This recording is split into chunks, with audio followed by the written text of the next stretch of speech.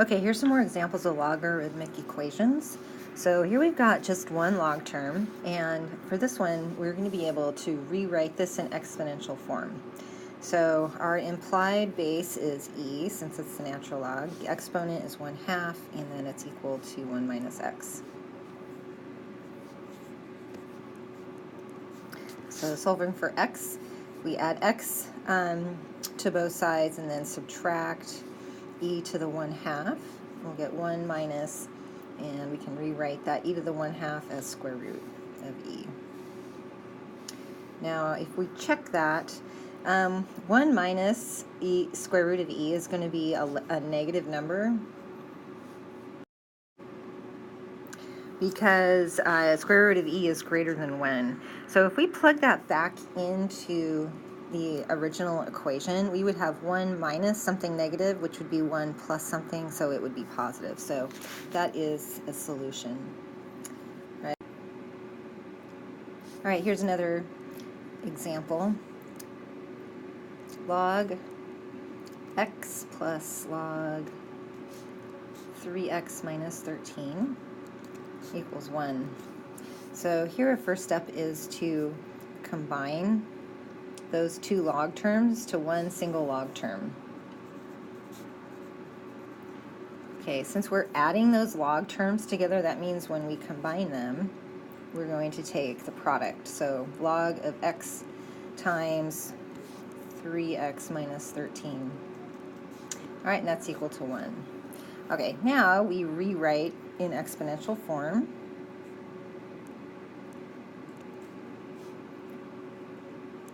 So our base is 10, since we have the common log. The exponent is 1, and that's equal to x times 3x minus 13.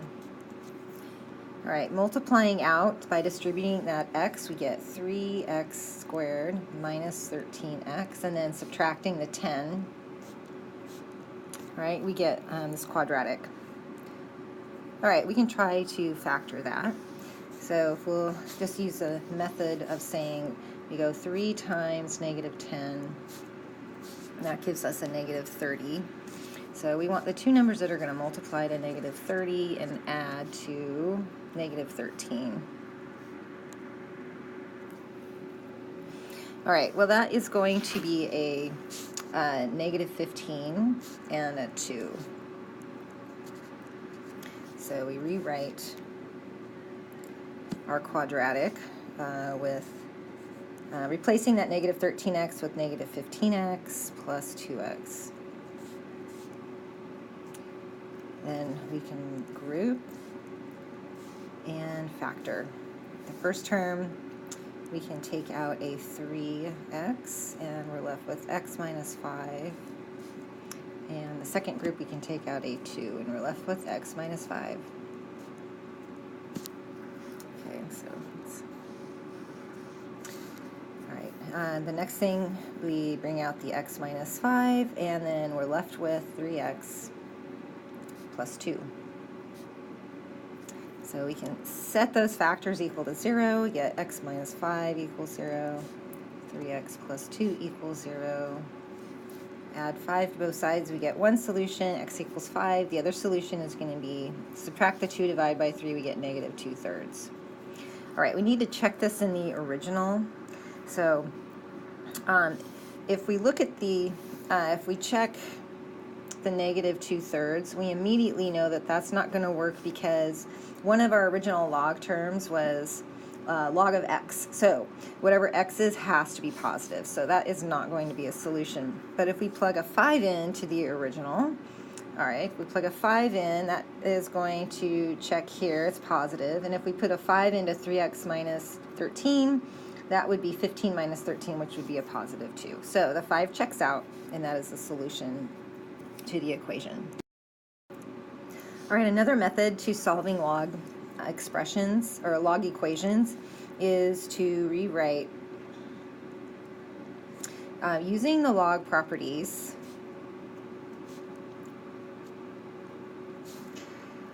and then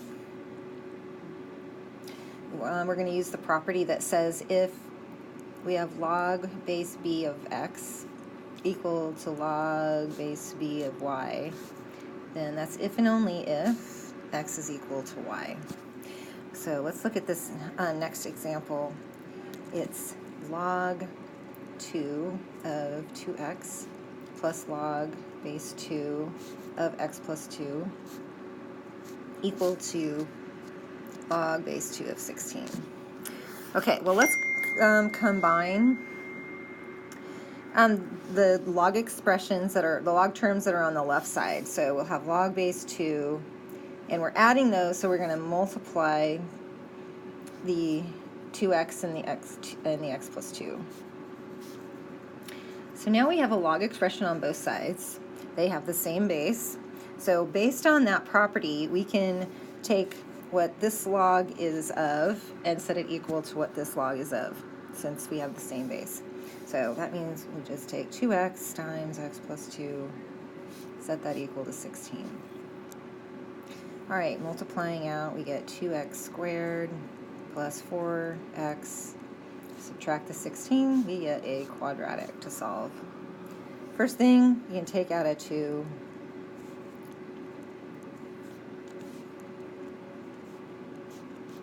And then we just divide both sides by that 2, and that goes away. So trying to factor that now. We have x and x, and it will be a plus 4 and a minus 2. So the solutions that we get are x equals negative 4, x equals 2.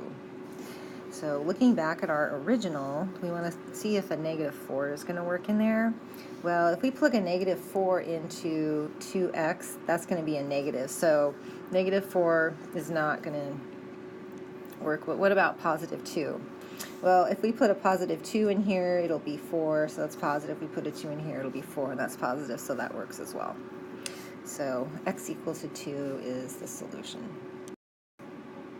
Okay, let's look at this one. Here we want to solve for x. First we need to isolate the log term. So we need to isolate the natural log 2x. All right, so it's multiplied by this 7.